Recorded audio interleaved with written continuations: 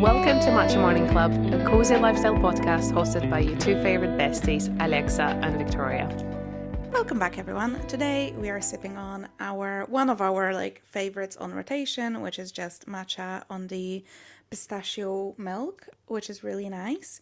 And we are talking all things wellness today and wellness trends because there's a lot of those going on. I feel like 2026 and also 2025 were the years of doing wellness stuff is trendy. Mm-hmm. Obviously people have always done saunas, people have always done spas, but in the last couple of years it has just come up so much. And I don't actually know why that is. Is it because people are a little bit more self-conscious? Or is it another thing trending? Is it going to go down? Obviously, it's quite nice to see that that it's trendy to look after yourself more. Mm-hmm. But what do you think? Is it something that will go away now again? I think, I hope maybe is a better way of saying it, that it is not going to go away because I'm all for taking care of yourself, your body, your mind, everything.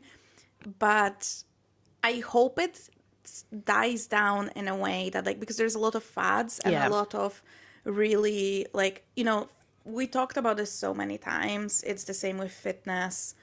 Online, everything's so quick, and then you get a trend and it's so strong and everyone's doing it, and then it kind of dies down. And I think it's just a lot of it is a money grab from consumers that are looking for solutions that are quick. So I think we talked about this, but the super greens. Yeah, I know you're using them and they work for you. So it's actually taken me a few different brands to try to actually find out which ones actually do the job. I think the gist of it is just getting a dose of vitamins and the greens, as in the vegetables and whatever, and it's supposed to help your gut. And I have for a long time struggled with bloating, and I just whatever I ate, I don't know, something happened, couldn't really figure out how to fix it with my diet. So I started drinking greens, and there was one brand that really helped me. I actually can't for the life of me remember what it's called, but I can find out. And after religiously taking it, don't get me wrong, I don't actually take it every day. I probably do every other day. Mm-hmm. And it did after a few months help me. Suddenly I was oh, actually I haven't been bloated for a while. And that's why I was well, that must be working for me. And, is it a placebo effect or something? I don't know. But I definitely do take breaks. And my bloating does come back. So okay. I know that I kind of have to do it. And it's also maybe, people can always say to me, oh, maybe you should stop taking greens and should just start taking generally a lot more vegetables in your diet. Maybe, but I find that works. I like the drink and... But I think that's one of those, it's a really good thing because you said, you went for different brands because that's the thing. It was this huge trend. So every brand jumps on it. And I just cannot believe that, all these products are developed with a lot of care because once a trend starts, you need to release your version really quickly. Yep. So obviously, it's not even to say, oh, these things don't work, but it's just you're bombarded with them. And it's also, it's the way it's all advertised, it's a magical solution for everyone. So that's the thing. Some people will really benefit from taking super greens, but not all super green brands are going to be good for you. Then after because super greens were all over my social media, then they disappeared, and it was what do you add to the water? Collagen electrolytes as well. Yeah, so collagen had a massive moment. Then it was electrolytes, and on TikTok every other video was people selling electrolytes from TikTok shop. Gone. Absolutely gone. I don't see them at all anymore. So I'm but by then the people were oh, you're not hydrated enough, blah blah blah. They would make it seem like this is this magical thing again, and now it's gone. And a new thing is gonna develop soon, and that is my biggest issue. I think there's a mushroom moment when you'd get the lion's mane mushroom. Lion's mane is having a moment. Well, it's a lot more like quieter than greens. Yeah. And also, I feel like quite relevant to the name of this podcast, something that I came across yesterday, and in general, the matcha obsession. I mean, guys, this podcast is literally called Matcha Morning Club because me and Alex sat in Starbucks one day thinking, what should we call our podcast? And before that, we both loved matcha, and we had a trip to Paris, and, you know, we found our favorite matcha place, probably our favorite matcha ever, Yes. the peanut butter one. And then it's kind of like sprung into our minds, like, you know, we both love matcha, we both go out for matcha. It's like Matcha Morning Club to get the girlies together, chat about it. But came across something yesterday which talked about the market, I guess, of matcha and what it is, and how now with, you know, when something gets really popular, like avocado or this or that, the next thing, there's almost always like a shortage of something because the trend goes viral and everyone is trying to buy it. Like that, the same stuff happened like with the Fujifilm camera. They couldn't make it enough at one time. And that carousel talks about what is actually matcha, how long it takes to make it, because matcha is essentially just the top, what is it, the top 3 young leaves of the tea bush. So fundamentally, if you think about the whole bush of the tea leaves, the top is what matcha is made of. So you can't make as much as you make tea, like normal tea. And it talks about how ceremonial grade matcha is not a thing in Japan, and how actually matcha in Japan wasn't a popular drink before.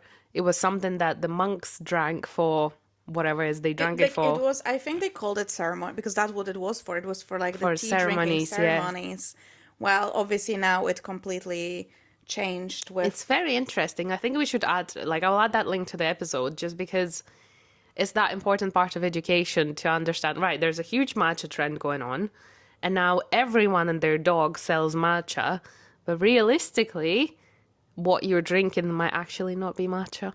Yeah, that's the thing as well. And, you know, I think a lot of people will drink matcha and say, like, I don't like this is awful. But it's really hard to kind of find a really good quality matcha and, like, figure out which one is really good quality and which one is, like, genuinely... Which one is actually matcha? Because I feel like, actually, that made me think so much yesterday. I was like... So obviously, Starbucks matcha is probably not a real thing. Well, they said they're using, but the thing is, like, obviously they can use additives in the powders. You just don't know. So I'm really confident the matcha I have at home is good one because I'm getting it from a small like cafe in Edinburgh, and we spoke to the owner, and the owner got it when they traveled around Asia. Yeah. So he gets it from a supplier that comes directly from Japan and whatever. So, and I get it only from there now because it's not like a mass produced in every supermarket. It's like quite a small, like they export it from Japan and then they package it up in London, something around that. Yeah. So I'm really happy with that, and at least I know what I'm drinking. But like, yeah, it's really hard to know. And it's now obviously matcha is like in a lot of skincare. There's like whole skincare lines that are like matcha. Fleur made this like matcha body mists. There was Laneige had matcha lip products. So it's like, it's an absolute matcha craze. Even if you go, like every time I go to like M&S or Next or somewhere, there's like PJs that matcha are like, donut in M&S. yeah, there's matcha donuts. So there's food, but there's also clothing. Yeah, obviously it's that doesn't everywhere. use matcha, but it's like just shows how trendy it is. Yep. Because it's like on hoodies and on PJs and on everything. Like it's matcha everywhere. And like I'm really interested with that. How long it's gonna last. Like is it gonna be something that stays kind of like an additional drink to coffee? Because like coffee obviously is super long lasting. Yeah, I think there was so that carousel was talking about that matcha is now third most consumed caffeinated drink in the world. So it's obviously it's overtaken like energy drinks in general, and it's still like obviously behind coffee and tea. But it's quite significant for such a product to make such a big advance in like just a few years' time, which is crazy. But it also shows you how powerful the trends are in like in wellness space specifically. And I mean, we can talk about that, like, you know, Pilates as well, for example. I can guarantee you 5 years ago, nowhere near as many girlies were doing Pilates as they are now. Or reformer. Even if you look in Edinburgh, 5 years ago, you would struggle to find a decent Pilates studio. Like, I remember I've always been kind of interested in this stuff because back when I was a child, my granny used to always do yoga, and then she did introduce me to Pilates. She didn't know much about it, but she said, like, there is this thing. My dad used to actually do Pilates because when he had his car accident and he broke his spine, that was the exercise that his doctor had told him to do. They were like, you have to be doing Pilates. And it was the one, you know, the one on the big scary machines, like, the OG Pilates, not the adapted one to everyone and everything. But now in Edinburgh, you're really not short of a studio. No. Every single area will have something, and sometimes it feels like it's a little bit oversaturated at this point. I think it's also because the world we live in is so visual with the social media. There is like this very specific Pilates girl aesthetic. When I say it, I'm sure you can see a girl in a matching like $200 suit, like a matching suit, matching set, and she goes for a matcha later, and they like have all like it is actually maybe we should do an episode on that because I saw a lot of people talking about like on YouTube and on TikTok about how we're like losing individuality. Oh, yes. I have seen some content around that, actually. Yeah, so that everyone is... I think it was about aesthetics, expensive aesthetics, because obviously it's about the lip balm that looks nicer than the one for £2 from Asda. It's all about how we are replacing daily simple things with these expensive aesthetic ones. So interesting, guys. I feel like we should do an episode about it because we are both victims. And I feel like I'm quite a conscious consumer and I consciously fall for those things. And it's so interesting. Like I will do some like background reading into that because I'm like, if you let me be a nerd, I will nerd out. Season 5, an episode is coming on that. I have a question for you, V, maybe before we go even further, because like, what is wellness to you? Like when you hear wellness, what do you personally associate it with? I think it's feeling good in your body, but also doing the good things for your body for me, and like mind, obviously. Whenever I go, you know, to my Pilates classes, whenever I do like a spa or like a little like everything shower or a little meditation or like going to the sauna with a friend, all of that to me is wellness. So anything that makes me feel well, I guess we can say that. That's what it is to me. What about you? I think I just have to agree. That's what it is. I think it's all the little things that we do to take care of ourselves and to prioritize our well-being, be it mental or physical. And I think like going back to what we talked about, it's really funny because I think with the craze of trends, we tend to forget about the basics. Yeah. So I feel like it's really hard because people will not have really crappy diets, but then they will take super greens. Yeah. It's like, it's all about that, you know, 80 to 20% balance. Yes. And I think some people forget it. They think they can live a fairly shit lifestyle, but then if they take the collagen and the greens powder, they're suddenly like a wellness person, which is not true. They swap the 80 and 20 basically. The other way. Yeah, and it's like, or the same with supplements. Instead of trying to like, you know, up your vitamin intake by eating fresh fruit and veg, they will take more supplements. Like you see it online sometimes when like, ridiculous. Oh, my morning routine. 6 and there's pills. like a girl in their like early 20s and it's like a pile of pills. Actually. By the way, if I can say, if you really want to start taking supplements, go to the doctor, do your bloods, and get them actually like figure out what you need and like with a professional. What you're lacking. Yes. And then instead of just taking everything you see online. One wellness situation that pisses me off on social media right now. Okay. Yeah, before we go into like our favorite things. I don't know if you've seen this. Guys, I'm sure some of you have seen this. The bloody almond daughter trend. Have you seen that? No. So the almond daughter or my almond mom is basically like a thing of like There is a particular family on TikTok, is her mom and like this girl. They're obviously like quite wealthy, very like, you know, posh spoken, yada yada yada.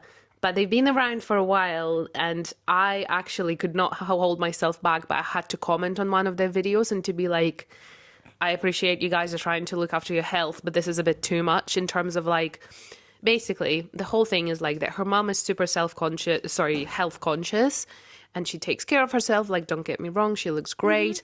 And it's all about how one of the videos she was showing her cupboard with supplements. There is about 30 different tubs with many different things. And she was saying how she takes this at breakfast, how she takes this at dinner, how she takes this before sleep, and she genuinely takes about 20 pills a day. And I had to comment, and I was like, guys, respectfully, like, I understand that you're trying to look after your health, but shouldn't you be getting most of your minerals and vitamins from your diet? Yeah. And only supplementing what's lacking?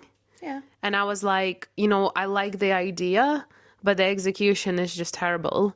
And then the other day, they posted this video of like, come for shopping, for a food shop with my almond mom. And they go around M&S and they are looking at like just general different foods. And they were looking at cheese in particular.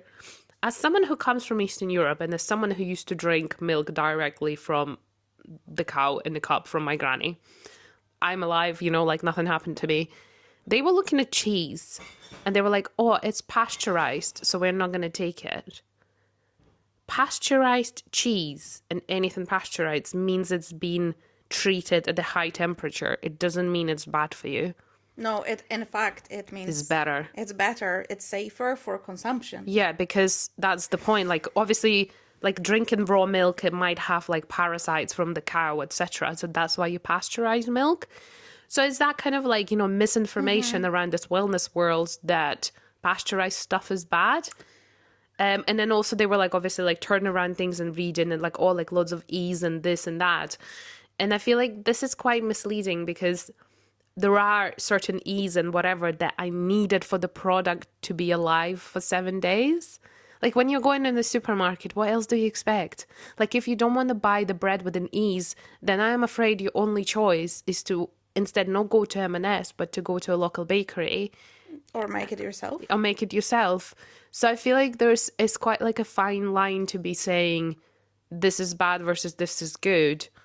Like pasteurized stuff is not bad. It's just a way of making it safe. I think unfortunately and it's not an episode to slag wellness, because I think wellness in its core, it's good. It's just one of those things that unfortunately opens door to a lot of disordered thinking. Yeah. And that, you know, and that everything can is also bad. just lead to many disorders because, you know, thinking like that when there's nothing wrong with wanting, you know, natural products. And in fact, I think we should be more aware of what we're eating because a lot of the food we're consuming is extremely ultra processed and that's not good for us.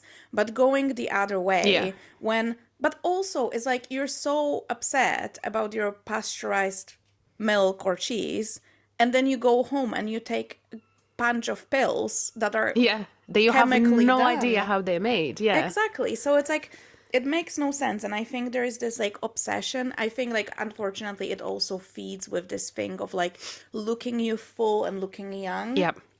And it all can, you know, cause a lot of effects like that. And unfortunately, I think that's the bad side of social media as well, that it gives platform to anyone, which is like the nice thing because everyone can like build a career and like post about something they're interested about. But there's people with quite sometimes even dangerous views. Yeah. Like the guy that eats raw meat and stuff on the camera. Oh my God. By the way, do you know this guy? There was a documentary about him, I think, on Netflix. He's the guy that is trying to like live forever. Oh, yeah. Do you know what I'm talking about? And he's like, he lives... His girlfriend that he's now I keep seeing his stuff that his girlfriend has just been diagnosed with endometriosis in the space of like 46 days or something. I feel like he's also like, he's doing obviously some good, But then, respectfully, he's 40 years old and he does look his age, even though he thinks he looks 27. I think it's just the thing with him is like, because it's not a normal healthy thinking when your whole life You're just trying to biohack yourself. Yeah, and like day after day you just go through protocols. That's not life. You're like a science experiment of a human being. Pretty much, yeah. Because like a morning is a protocol. You have no leeway. I'm like, yeah, was the pizza that I had on Saturday with my friend the healthiest and most nutritious meal? No, but like, did I have a great time? Yes. Like there is that balance. That's why we're saying 80-20. You try to eat like well and like nutritious stuff, and then you have the time and you go like all out. Yes, you eat a pack of crisps, so what? Like, that is life. But anyway, so he goes through all of it. He just got diagnosed with an autoimmune disease. Oh, really? Yeah, so I was like, that just shows like he's doing technically on paper everything right to like extremes, and it's like he's still mortal. Well, yeah, exactly. Like, but it's like it is such an obsessive thing. So it's the other side of the coin, and I think in anything, guys, not just wellness, we just had an episode about finance, and I came across this other video where the guy was like, oh, instead of buying a car and paying £500 for it a month, put it into investment. And then people in the comments were like, well, is this investment fund going to drive me to work? I'm like, duh, obviously. So I feel like every industry is like wellness specifically. People go from one extreme to the other, but forget to talk about balance. And that's why there's so many trends like almond daughters and moms, or like biohacking is so harmful.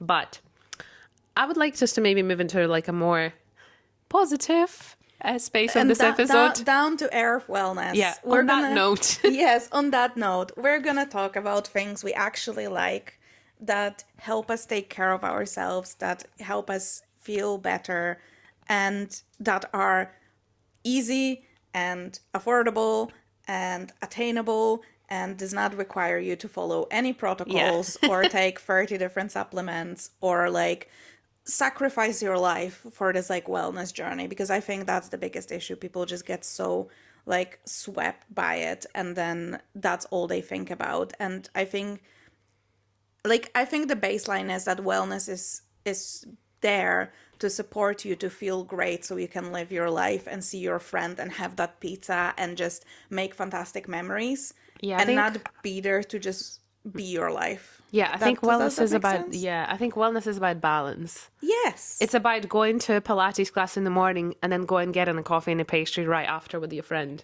Mm-hmm. Like, I think to me, wellness is that. Or like going for a hike and then getting a steak pie from a local bakery in the middle of Scotland. Like, to me, that's a pure definition of wellness. Yeah. Doing something good for yourself, for your body and mind, and then also rewarding yourself with something good and yummy. Also, I think wellness is supposed to be enjoyed. It's supposed to be enjoyable. It's supposed to be things you do to feel well. But like taking it to those extremes, I can't imagine that's enjoyable for those people. No. Like, no one's gonna tell me that like obsessively counting every single calorie and checking every single ingredient and every single thing you eat. Like, I saw a video, by the way. I think we're like, it's a yappy episode. Yeah. You get it. I saw a video of this guy who said, so he lost weight and he was like on a diet journey and like he was counting calories, and he said, well, that's fine. Like, that's what you have to do. Yeah. Usually, especially before you kind of can eyeball the amounts, which is fair enough. I am absolutely not shitting on counting calories at all. However, he finished his diet, so he's now just went on to his like caloric zero just to maintain. And he was talking about how to like deal with it with eating out. And he said, well, the easiest thing is to not eat out, obviously. Right. But he was like that. He knows most people will want to eat out, or like eating out very, very occasionally. Yeah.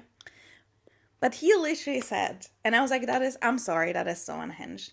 He said he takes a little scale with him. Oh my God. To the restaurant. And he puts the food on the little scale. But I was like, do you, like, if you have, let's say, a poke bowl. Yeah, like, which the bowl itself weighs, and then the rice, like, you cannot, like. Oh my God, that's. But like, anyway, crazy. So he puts it on the scale. he takes a photo, he puts it in like Chat GPT, gives it like how much the whole, maybe that's why, like how much the whole thing weigh, what was in it, and then the Chat GPT calculates for him the calories and the macros. And I was like, especially just to maintain. Yeah, it's not like he's prepping for like a fitness bikini competition. Exactly, just to maintain. I'm That's a like, bit too that much, is yeah. absolutely crazy. And he was like, oh, and then like if you're really embarrassed about the scale thing, then you can just like take a photo and put it in ChatGPT. And I know people do that. Yeah, some apps, like I think I was telling you that yesterday. I'm pretty sure my Fitness Pal has like an AI Yeah. recognition now. So they do that. But I was like, what would you think if we went out for lunch and I fucking whipped out To be fair, I would probably have a little giggle. a kitchen scale out of my handbag, placed it there, and like started weighing my lunch? I would just be like, you know, girl, you do what you do. But I would have probably giggled at first and be like, I'm very much like, I will judge quietly, but it didn't If be I like ever supportive. do that, I would like you to judge me loudly, please. Okay. I was like, I just think it's like, don't get me wrong, if I was like just starting or like, anyway, no, I don't think so. I was like, I just cannot imagine carrying a scale around No. just to weigh stuff in I'm sorry, in a it's not that restaurant. deep. Yeah, it I was doesn't like, have to be that complicated. You can just like kind of figure it out. I was like, oh, if I'm going for a bigger lunch, I can have like a really small breakfast. Yeah, like I would rather, if someone is so obsessed, I would then rather like skip a meal before or after to be like, okay, I have like a deposit of 700 calories, even though that's obviously not completely healthy. But, you know, like you said, have less.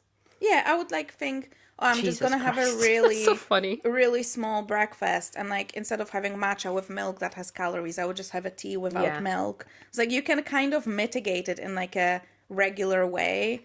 That is also sustainable, because like then what? Like imagine you're going on a holiday and you pack a little scale with you, and you just carry it with you on holidays. Just don't go on holiday. You know? I know, it's insane. Anyway, sorry, that was such an off topic, but I just I remember feel like there was that. some good nuggets there, yeah.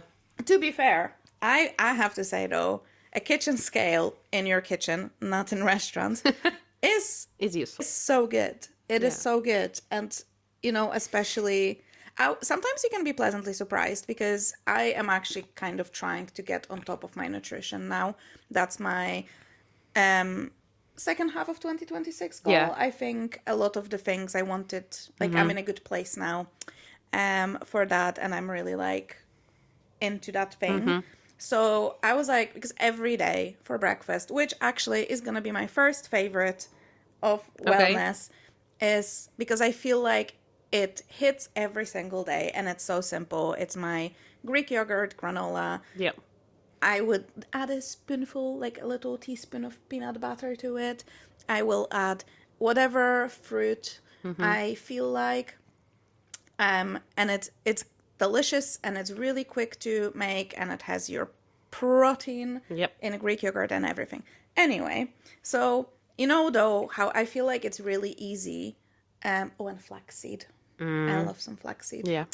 But I think like it's really easy to put a lot of granola, more Yeah. than like is advised. I was really surprised. So one time I was like, I'm gonna measure it, because it says on the packaging you should do 45 grams. And I was really pleasantly surprised. It's a lot of granola. Yeah.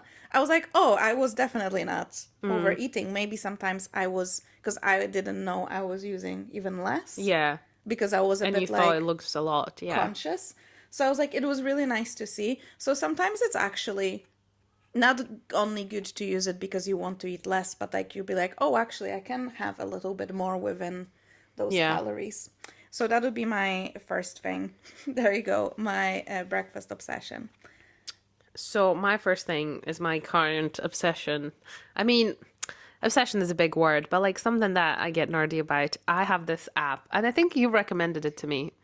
Yes. It's called the Yuka app, where you can scan both your food and your like skincare, makeup, Yes. etc. So good. So I have just been to Sephora opening in Edinburgh, and I have got this amazing goodie bag, and I've scanned every single thing on it. Almost every single thing that Okay. I had the packaging for, because you basically, to be able to scan something, it needs to have a barcode. Otherwise, because I binned some of the other things. And I was very in some ways pleasantly and unpleasantly surprised. So Judgment time. So, one of the items that was on it, like I obviously didn't scan everything, but one of the items that was on it was a Huda Beauty baby bake powder. Okay. Have a guess at how badly it was rated out of 100. 25. 21. Whoa. Yeah.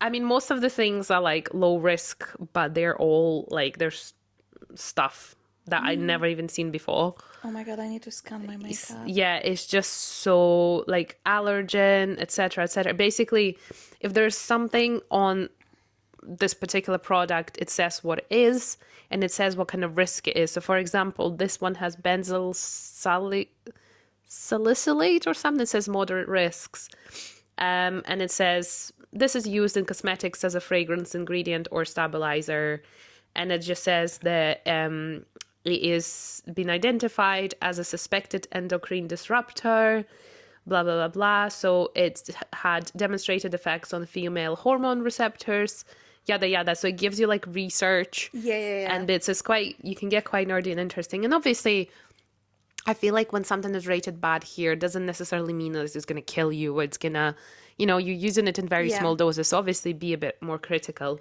But I was also very pleasantly surprised. So L'Oreal products in general rated really high. Okay. So I have this setting mist from L'Oreal and it's 86 out of 100.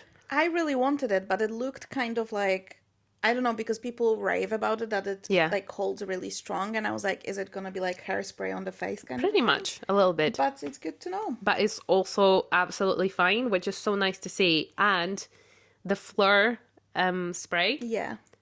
Very good, 74 out of 100. Very nice. Versus the other spray I had that's from EOS Body Mist Vanilla Cashmere. That one is rated 1 out of 100. Whoa. So it's like, you can have 2 different body sprays and one of them is absolutely safe and the other one has oxytocin at high risk. So is used in sun creams as a UV filter due to its ability to absorb blah, blah, blah, blah. But it said it can block the effects of female hormones and interfere with thyroid hormone activity. Interesting. So my only thing is with Yuka, I love Yuka. It got recommended to me by my coworker in my previous job. Shout out Greg, if you're listening. But sometimes I only use it to scan food. And sometimes it would scan something and be like, not that it's bad, but it was really like moderate, not great in orange. And for example, it was, sometimes you have to look because they say, like, oh, it has a little too much salt. Yeah, like, but that's... so you have to look into it because you're like, oh, all the ingredients are good. There's nothing bad in it. There's no additives. It's just a bit too much salt. And I'm like, let's not go crazy here. Yeah. So it goes very specific and very in depth. So I think it's really good to obviously having a read. But I think it's such a eye-opening thing, and I love it in a supermarket because you can compare multiple different products from the same kind of like category. Yeah, like say like 3 different yogurts and then just see how they compare. That's what I've done, especially with, because that's my big thing. So it's like in Poland, when you buy meat or ham, you would go to a butcher shop. And it's just directly from there. Well, here, obviously, everything's pre-sliced, pre-packaged. Yeah, and if you want to go to the butcher, you just need to find a but local a lot of ham and meat and stuff will have a lot of additives. Yeah. And it's crazy. So, like, I think that's one category that is really worth scanning. Yeah, and, like, meat for sure. Yeah. The other thing I like about this app, obviously, like, guys, don't go crazy. Like, I feel like it's quite easy to fall into, oh my gosh, this is all bad. I scanned one of my favorite ever products and I am quite disappointed. It's the Pro Cleanse and Balm from Elemis. Okay. And it rated 19 out of 100. So quite bad. But what I love about this is that it gives you a recommendation instead. So it recommended the Cetaphil skin cleanser instead, which is 100 out of 100. So it's quite nice that if you're like, oh, okay, well, this is bad, so you might want to finish using it and then buy something better. Another one, Paula's Choice Exfoliate Skin Perfecting Toner thingy that everyone raves about is excellent, 86 out of 100. Oh, yeah. So it was quite nice to see. And also, what I was very, my kind of view used to be that if it's like a mass market stuff like Garnier, L'Oreal, etc., you expect it to be worse than more expensive stuff. But actually, a lot of the Garnier and L'Oreal stuff I scanned, they are good and excellent. That's really good to know. So it's like, I would say be careful about hair products, because most hair products I feel like would rank bad because they obviously, like hairsprays or heat protectant sprays, they have to have the stuff to be able to do what they need to Well, do. also that's the thing. Like my mom, for example, she loves natural hair products. But every time I went to Poland and I was using, because like obviously I don't travel with like hair conditioner, she has all of that stuff. I would use hers, and literally my hair would look like I didn't wash it. And it was purely because for my hair type, like my hair likes silicones, Yeah. and it is what it is. And I was like, I need to use what works for my hair. Yeah. And yeah, all these natural ones, like I'm sure they're great. And like for my mom's hair type, they work great. Yeah. For me, absolute disaster. They were absolutely awful for me. So yeah, So it's love the good to app know. for that. I love Yuka app. Yuka app is so, so good. One of the things, I will stick to like food and drink category. My current fruit obsession is gold kiwi. Oh yeah. Delicious. I got some from Waitrose and I was like, oh, I don't know, I didn't have a kiwi in a while and I forgot how much I like kiwi, but the gold kiwi is a superior kiwi. Yeah, I agree. I only had it a couple of times, but I remember it. So good. And then another thing, I finally got my cold brew tea bottle out. Right. And I made a cold brew tea.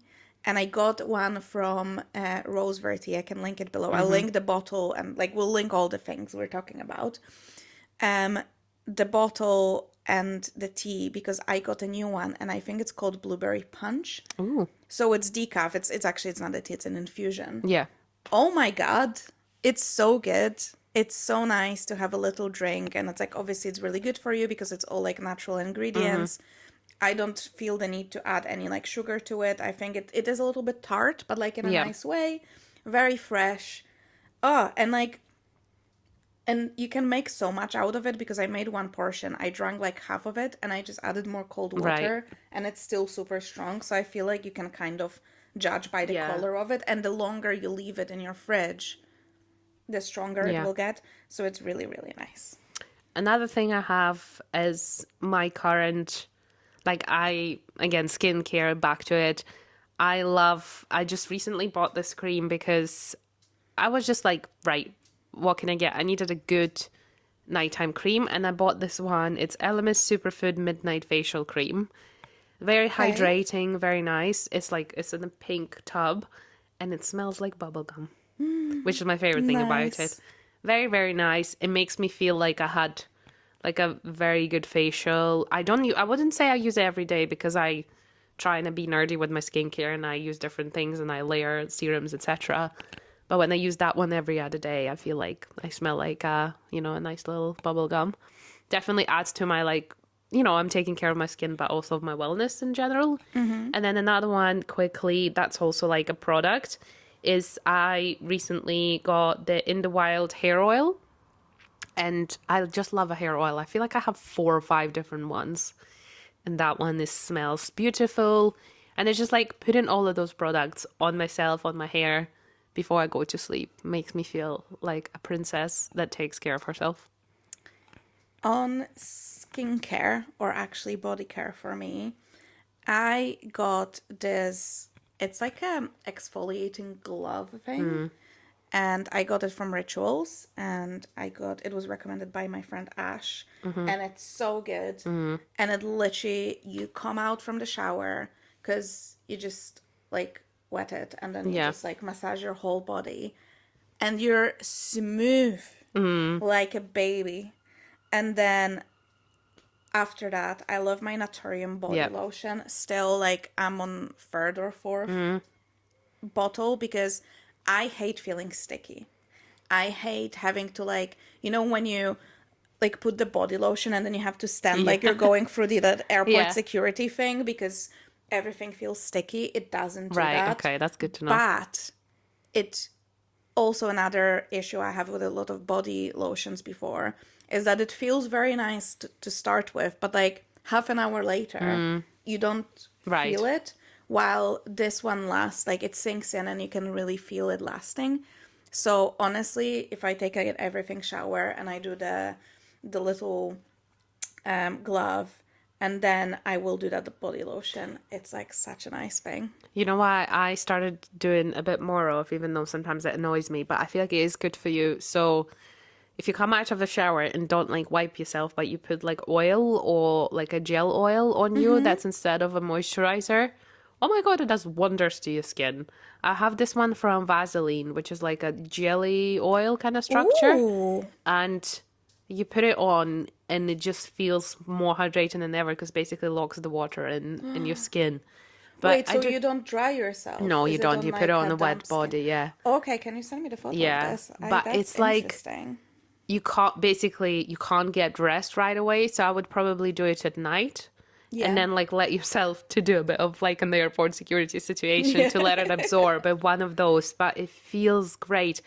And another thing, if you ever see girls like out that like their legs shine, I feel like that's what they do. I feel like they do that kind of like oil situation because it gives your body such a natural shine. Because obviously you can use the like a little like a highlight sprays and Yeah. lotions, but I feel like using the oil on damp like skin is the way to go. Actually, speaking of like wellness trends, I don't know if that showed up on your TikTok, but it did show up on mine, and I succumbed to the trend. It is, what is the brand? It's one of those Korean brands, but like that's known for skincare. Medicube, Oh yes. but they're doing Medicube. It's for body, and it's Oh, like a body exfoliating. It has like one of those acids, okay. and they apparently it like makes a crazy difference. That's very interesting. I know. It's coming today. Okay. It's coming today. Yeah, I just had to order something from Amazon. I Yeah. needed to add something for Right. delivery. And then I was like, We'll just get that. I'll just get that. I'll give it a try. So, yeah, because I don't know. Like, I feel like, well, you had the laser. Yeah. I know. And I still have to shave my legs. Just absolutely what a faff. But yeah, I feel like, you get like those strawberry Yeah, legs yeah. sometimes. So apparently it's supposed to. Some girls, like, they have their legs are so smooth. I know. And like the same. And I wonder if everyone has tone? laser or no. I don't know. I feel like with me, it's a bigger, like, when you're pale, it's a bigger issue because, like, any redness, any vein Shows up more. shows up more. Versus if you're a bit, even like if I tan, that already So I've disappears. just been thinking, I feel like this episode is such girl coded. The girl and gay coded. Yeah. I feel like, sorry, if you're like a straight man, I'm sorry. Yeah, well, If you're having to listen to this. show it to your partner. Yeah. I think one of the last things on my list here is I've started using my brick device, the one that where you can Oh, yeah. block your, basically it kind of works in a similar way to your time limit that you can set on your phone in certain apps. However, you get a cool app with it that says, oh, you bricked for 3 hours, 8 hours, whatever, and it gives you some encouraging like sayings on your phone. You basically, the way it works, it's literally just like a little square. It's like a mini brick, and you just like put your phone on top of it and it syncs, and it's quite it took me like a minute to set up. It's so easy, and you can set up different modes. You don't have to brick your whole phone. You can if you want to, and then you can brick different apps. So I bricked like TikTok and Instagram naturally because that's where I waste most of my time. And then when you don't want to use them, you brick it and it starts the time count. And then obviously to be able to unbrick it, you need to put your phone next to the brick again. Now, what people advise to do is obviously if you're going like for a walk and generally to leave your brick at home, and that means you have absolutely no chance of using those apps because it just not let you unbrick it. And haven't left my house without it yet. I've only been doing it when I'm home. But it's quite nice because I would leave it in my bedroom and then go down, and I just can't physically go into Instagram even though my phone is functional. Because if you have like the Apple time limit, you can press the button, ignore it. But with Brick, you're going to have to go and get it. Yeah. And that kind of stops you, makes you think twice if you should really Yeah, do that. much, So it's that physical barrier. yeah, and it definitely helps. And I think like for mental well-being in general, such a good thing. It's a shame that as a society we've had to come to this, to people to be making money off your social media addiction, but here we are. I mean, fortunately, I was kindly sent this device by the Brick team to try out, and I'm yet to like try it fully and then maybe do a post on it. But you know, if you're like me, you might want a break. I think I need a break. I unfortunately got very into evening scrolling again. And it is an issue. So I think I would really like to break my phone in the evenings.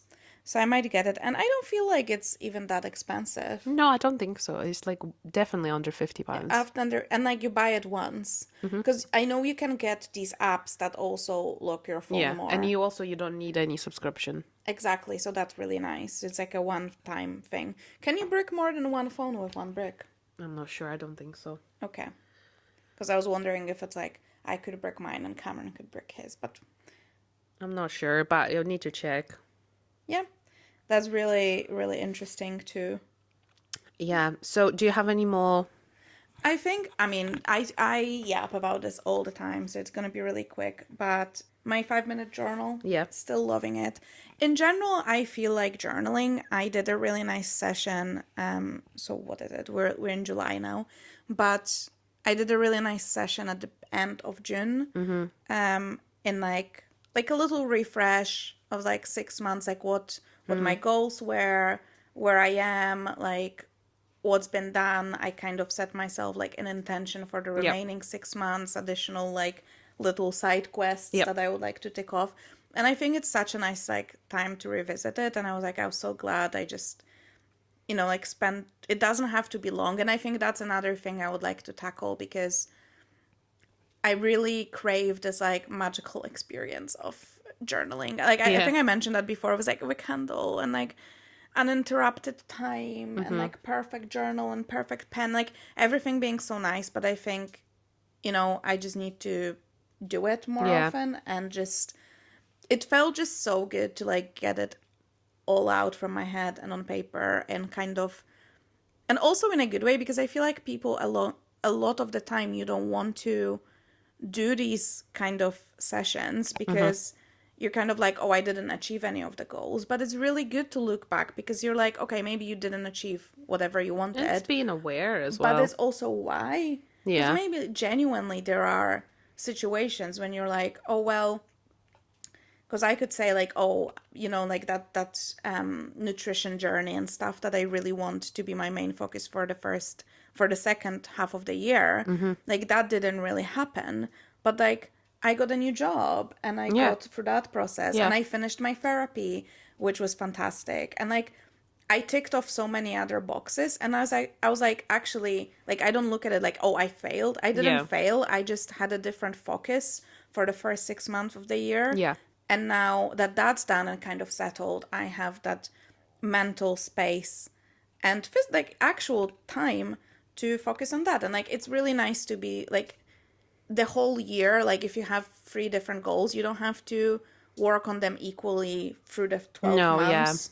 Sometimes you have seasons, and like this is a season when you're like really focused on one thing. And like that's the thing as well, how people say you can have everything but not everything at once. It's kind of the same thing. Yeah, I think we had a whole episode chatting through that. Yeah. I feel like wellness in general, we can probably even make a selection of episodes that fall under. If you want like a big wellness restore, we would recommend listening to like these particular episodes. And with today's episode, we have actually something a bit different and special. Around, was it a month ago or so? Yeah, probably. We had a chance to attend an event with the one and only Caroline Hirons. Woohoo! The queen of skincare here in the UK, but also outside, I think. Yeah. She's very well known. And she was very gracious, and she agreed to answer a couple of our questions on, I would say, like a basics of... Really the basics of... so one of our first questions, we will insert a little audio bit of that. one of the first questions we asked her was if someone was to start kind of like taking more care of themselves, and in particular skincare, what's one person should start with? You know, if you're at the beginning of your journey, if you're a bit younger and you don't know how to get into all of this, you know, skincare, wellness stuff, and what she would recommend doing, this is what she said. SPF, Yep. which is so boring. But if they get into the habit of doing it, then that'll set them off in good stead. And then washing their face properly. A lot of young girls don't take their makeup off properly, you know. And yeah, I think it depends. I would get into a vitamin A by your mid-20s. Just a mild one. It doesn't have to be super strong, but get into a vitamin A and just consistency. Because when you're young, the main thing is like going out having fun, you know, and consistency is important. And then the second question we asked Caroline, which we're particularly curious about, because obviously we know this double cleansing is a thing, but recently there's been this, well, a trend or so. There's quite a few things on social media going on about that you actually don't have to clean your skin in the morning, especially if you struggle with acne. People recommend you to just be washing your face with water and not anything else to kind of help your, I think it's about like... Skin barrier. Yeah, skin barrier. But this is what Caroline had to say to that too. I always think, well, do you not wash any part of your body in the morning? Like, you sweat. Yeah. You know, the whole point of using retinoids, for example, is to get your skin cells to turn over, and so everything that's turning over needs to come off. Yeah. You know, but you know, when people say, "I don't use a cleanser, but I just use a flannel with water," I'm like, if you're still washing your face, then you are. If you're using a flannel, you've got some exfoliation going on there. So I just say you're just wetting your face. But if you bring a flannel into it, you are technically washing it because you're going to get some exfoliation. I feel like it was really interesting to hear because quite often you not even meet, but listen to experts online and they just confirm all of these trends. I think it was nice just to hear someone who very much has a no bullshit approach to things. Yeah, I think it's very, like, to be fair though, like, I do not use any product on my skin in the morning. I used to, and I think, I don't know, I might give it a go again, but I feel like my skin felt a bit more stripped from double cleansing. Maybe I was also using incorrect products in the morning. That is very possible, especially when I was really young, as a teenager, early 20s. I used to be really obsessed with all of these products that were like for teenagers. Yep. They were for like skin with acne, and they were very, very stripping the barrier. And I remember one of my part-time jobs, that was like after first year of uni, I worked in a drugstore, and the girl that worked there came to me and she's like, your skin is completely dehydrated. That's why you're so oily. Yeah. Because your skin is just trying to save itself from all the like... Because I would never use a moisturizer unless it was like one of those gel ones. Really light ones. I used to be like this too. Yeah. And I think because that was the trend back then, clearly.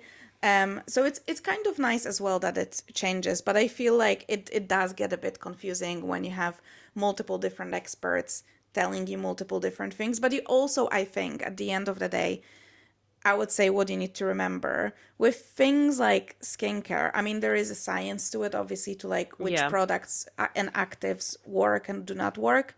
But it is a bit of trial and error. Everyone's skin's different. Yeah, absolutely. And like, obviously, I would be like, double check if you're using multiple actives, if they can be used together and stuff. That's important. But like stuff like that, like just double check. Like, you know, don't use a cleanser in the morning for a while and see if it works for you or it doesn't. Like, it's not gonna do any harm. You might get more oily and be like, actually, that doesn't work, and you go back to cleansing, and that's it. I think one of like what I definitely agree with Caroline, and I think she's doing a good job of educating everyone, not just like younger people, is the SPF. Because I don't know about you, but me growing up, I was never told that I'm supposed to be using SPF every single day. No, me neither. There are a few conflicting opinions because the esthetician that I worked with recently, she said, well, yeah, generally you should be using SPF every single day. However, if you look at the UV level for a day, and if it's like a 2 or 3, she was like, you don't need to use an SPF because it is very low UV level. I know. I'm in between as well because I went to see Liz Errol, who is also like an expert in the field, and she said, so she just wrote a new book called How to Age. Yeah. And she spoke about this SPF thing, and she said she thinks we use it too much, especially like in the winter, because like she thinks we don't get enough sunlight in general anyway, and that like we block that, and that we need it for like just natural processes in our body to happen. So I know it's like,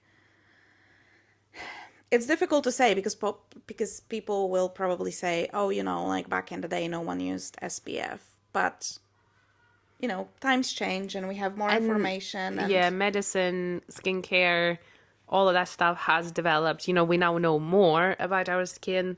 We now know more how women's skin works differently to men's, like hormones, etc. So obviously there is knowledge now that we didn't have before, and then some of the myths have been broken or like confirmed or whatever, stuff like that.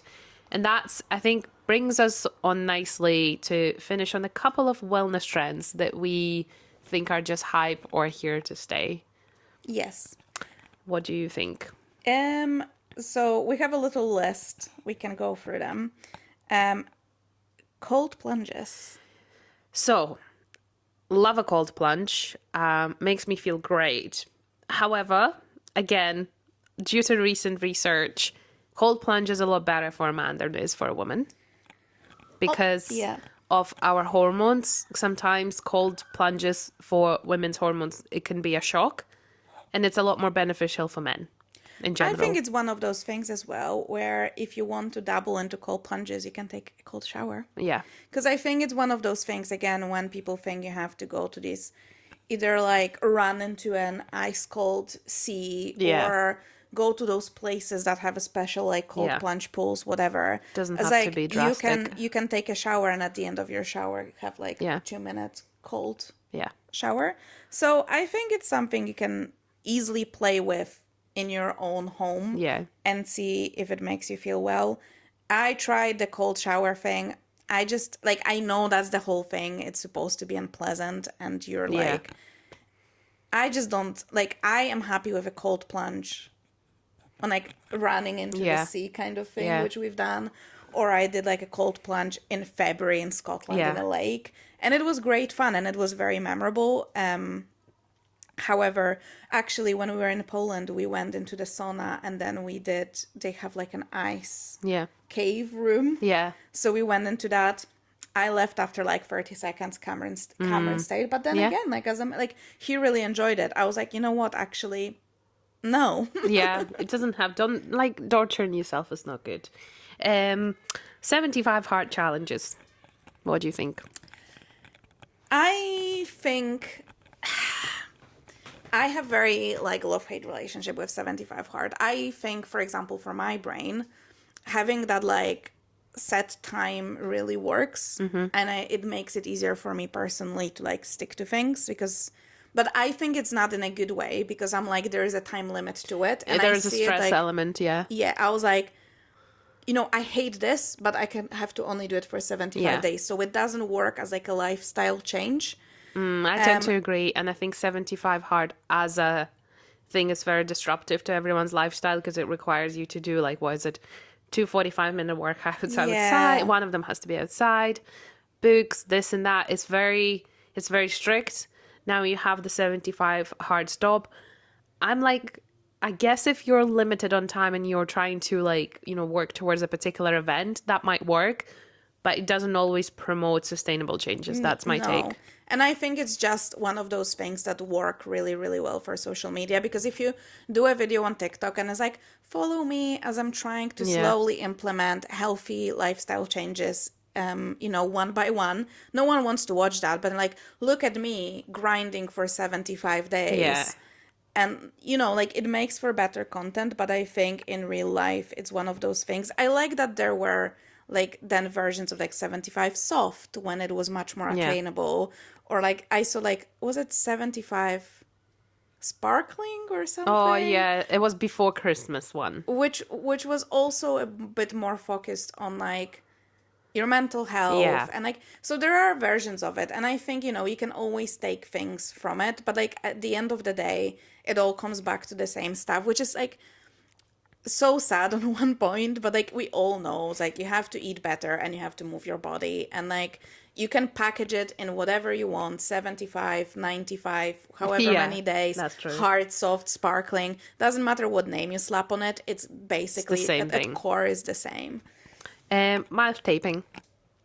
I don't know. Like, I am not a mouth breather, so it's completely... You're not a mouth breather either? I've tried it. Really? I mean, I bought the shit because the girls at my work were going on about it. I've tried it for like 5 days. It made my lips really dry on the corners here. And then I'm a drooler when I sleep. So I drooled through it. I just was like, it was just making me sleep unwell. Like I was waking up because it was interrupting my sleep. So I gave it up. I don't know. I think the people who said it works for them, obviously you have to do it for months. I think is a bit of a faff. So my take on this would be it's just a hype for the time being. I think it's one of those things that really works for people who actually breathe through their mouths. Yeah. And it is not good for you. You should be breathing through your nose. If you're breathing through your nose naturally, like, what's the point? You I'm don't the need same. it. Like, I only breathe through my mouth if I'm, like, ill. Mm-hmm. So, but then I cannot breathe through my nose because I'm blocked. Well, exactly. So it's different. Cortisol diets. I don't even know what that is, to be honest. I think that this is a big, like, this is not going to stay, and it's a fad because people said it as well. That was the whole thing in general. It wasn't just cortisol. You know, when it was, like, so popular to be like, make this hormone balancing salad, make this hormone balancing meal with me, blah, blah, blah, hormone balancing this and that. And then someone commented on it, like, tell me which hormones you're balancing with your salad. And, like, those people cannot, it was... Jesus. Because that was the truth. Yeah, that's true. Like, there's these people with zero education on it. Love it. And, like, there's people coming out and it's like, you cannot balance your hormones with a fucking carrot. You know what I mean? So, yeah. I think it's, like, the combination of the things. Like, you know, carrots, vitamin B, blah, blah, blah, does that. But people, it's like a clickbait situation. It's all for social media because saying, hey, here's this nutritious and like, you know, you have like your good macros salad, like just plain good for you salad. Just good food. Yeah, just good food. No one's gonna watch that, but they're like, oh my God, look at this magical hormone balancing cortisol, you know, doing this salad. Like it sounds so much better, and it's just all Fantasyland. Hype words. Biohacking. I don't like biohacking. I think it's just another way of we are just trying to use some fancy words to sell the same things that have been around for a while. I'm like, I think this word itself will disappear, and the practices, they've been there before, they will still stay there after. I think biohacking, unfortunately, also is one of those trends that spiraled into like cuckoo bananas, crazy people. And then you have people who live by protocols and, you know, that's all they do. And like living by the book. Or was it the bulletproof coffee when they put like a spoonful of butter into their coffees? Oh, yeah, I didn't see that. Oh my God, that was like a massive biohacking thing. So unfortunately, it's too out there. I feel like if someone says biohacking, I'm like, you either live in LA or in Bali. And that's all you do. Yeah, biohack every day. And you're an Instagrammer or some sort of influencer where you can build your content around that. So then you have time to do all these things, but it's completely unattainable. Yeah. And I would say an average human doesn't need to biohack anything. Go to the doctor. Skincare tech devices. That's something I would really like to try. Either they're like red light Do you therapy. believe in them though? I think the red light therapy has some science backing it, right? Which that's showing it's actually working. You'd have to have a look because again, like it's one of those things where it might be working, but like, do these home devices actually have enough of it to work well? I'm of an opinion that I would like to give it a couple more years until we have more research that they say, you know, it does this well, but it harms you in this way. It's very much like those GLP drugs. Like now we're getting research that obviously destroys your muscle, yada, yada, this, that, and the next thing. I mean, to be fair, the GLP drugs, there is a lot of already science behind them because they've been used for decades on people with diabetes. I think it's just the overuse, and especially I think the biggest issues with the GLP drugs is them being used by people who are already slim. Yeah. And try to get Yeah, it's dangerously not skinny. prescribed, yeah. So it's like, if you're a person that it's prescribed by your doctor, and you're obviously, you struggle with your weight and it gets you to a healthy weight, stunning. Like, you know, Yeah. I will never say no. But like, if you're already a size 10 and you try to get to a size 6, Yeah, it makes no sense to me. that's not a great thing. Okay, creatine. I don't know, because I don't work out enough. So- but like, I've heard it's supposed to be really good for you. Creatine used to just be used, I think, as like, there is a fact that it does hold some water in your body, and it's generally used for recovery. But the most, I think, I guess, recent, probably like a couple of years old, finding is that creatine for women specifically actually does help to support your hormones and promote better recovery. So I think that one is actually there to stay if people know what it's for. In my head, like, when I hear creatine, I just see a gym bro. Yeah, that's be fair as honest. well. I don't think it's absolutely necessary. I think it's good if you're a woman that works out a lot and is looking for faster recovery. That's fair. Otherwise, it's... I think that's one of those things, kind of like with those electrolytes, when it's like, they do work, and It's there's time and place for them. But like, it's funny when people who their only workout, like, and I'm not judging because that's me, is like a bit of walking, for example. Yeah, they're and like, oh my go God, I on need my like electrolytes. electrolytes and creatine and stuff. I was like, You just did don't a walk, need mate. that. Yeah, Yeah. exactly. You'll be fine. You don't need creatine if you do 15k steps a day. It's normal for you to be Exactly. active. Last one on this list is collagen. I think with collagen, it's very mixed bag when I saw like about the results. Yeah. So, and a lot of people just, I mean, you can test it for yourself. Some people swear by it, but again, is it as like a placebo Yeah. effect? I think it's really expensive, and it's not proven enough for me to dabble in it. There are people that say, like, I've spoken to different skincare specialists or like estheticians, and most of them say that the powder that you are taking is bullshit. The collagen is produced in your body up until you're 25, and then it's still being produced, but it declines. So there are ways you can boost the production, but there's not something that you can eat or like put on your skin to make more of it. It's just what your body does anyway, and it's something that declines with age. Yes, you can be doing injections, etc. You can maybe promote like producing it more, but you cannot replace what's lost, that kind of stuff, etc., etc. Yeah, I think you'd have to do more of an esthetician and that kind of stuff, and like maybe get injected for it to actually have a very visible result. I think it was a bit of a fad, and like, when I'm going, there's one place in Edinburgh that does a really good matcha, and you can get like collagen in it for extra 50p. Am I getting my collagen with it? Yes. Is it making me feel like a wellness queen? Yes. But like, I wouldn't buy a whole box. I was like, I go there like once a month, maybe at best, and I'm like, I'm gonna get my little collagen matcha for funsies. Yeah. But yeah, I wouldn't read into it. I have a question for you. Yeah. I think, is there a wellness trend that you saw that you'd like to try, but you have not tried yet? I actually don't think so. Did you try it all? I am very much like, I'm going to quickly try this, that, and the next thing. Yeah. I'm riding the Pilates wave because just I like it as a type of exercise. And I would like, regardless of it trending or not, I know I will keep doing it. If it works and like you're enjoying it, that's yeah, but it. there's nothing out there at the moment I'm like desperate to try. What about you? I don't think so. I don't think there's anything like in particular that I saw like around recently, especially, that is, sparking my interest. But also, like, well, maybe actually the red therapy mask. Yeah. Or like, the Medicube little device that you kind of like go around Yeah, your that like face. stimulates your stuff. I'm curious about those, but I'm just not ready to spend the money they're asking you to spend. Yeah. You know what? The small Medicube one, you can get it for like £150. So it's not awful. But That's still a lot. something I could dabble in. Yeah. But I'm as well like always curious to see, is this gonna fade out? Yeah. Is this just like a little blip? Yeah, and it's that's what I gone? need to know. Or kind of, is it gonna be going? Although I have to say, I think my friend Ash has that red light therapy thing. But she got like a proper one. Yeah. And she I'm pretty sure she got it even before the huge before it trend. started, yeah. And it was a thing that aestheticians are using.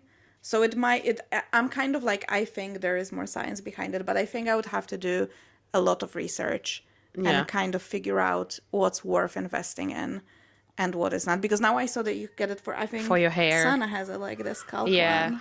I mean, I think ultimately hair health comes from your food and your stress levels. I experienced it firsthand myself. I've never used red light therapy for my hair. It started growing again, so I wouldn't say it's absolutely necessary. Yeah, definitely. I was losing. It's probably one of the things, but first thing you should look at is do a normal blood test, look at the iron deficiencies, other vitamins, and your stress levels. If those are okay, you might want to add red light therapy. Is there a trend you would really like to see go away? Away. It's hard to say. I would like to see people take less supplements without knowing what the hell they're for. I would love to see people take and actually invest that money into doing a yearly body MOT and actually doing a blood test and looking at their results rather than just buying into the next thing of I'm going to take ashwagandha without knowing what it's for or what my body is lacking and just for the sake because someone on Instagram told me so. Yeah. Yeah.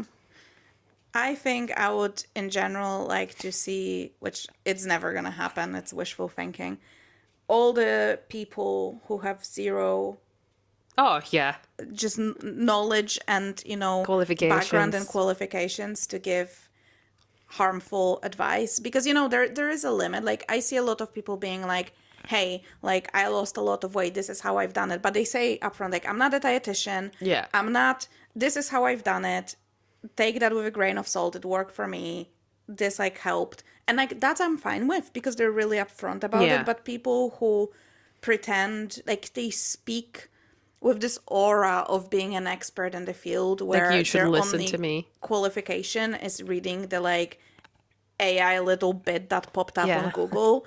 And it's just really, really dangerous. And I think that's my unpopular opinion. I don't know if it's unpopular. I say it as well a lot of the time because it's everyone's opinion's valid. And I'm no, honey, everyone's entitled to have an opinion. Yeah. But your opinion is not more valid than an actual doctor or dietitian who studied for years and years and years. And they still do additional courses and read, all the papers and stuff like that. You cannot tell me your advice is as valid as someone who is actually educated. And it also goes for mental health. Any person can be anything on the internet, and it's really scary. Right, I hope you guys enjoyed this episode. I think it was very much wellness, a bit of everything in this, and chatting about all things products, practices, and all the kind of also bullshit that's around the wellness industry and what to look out for.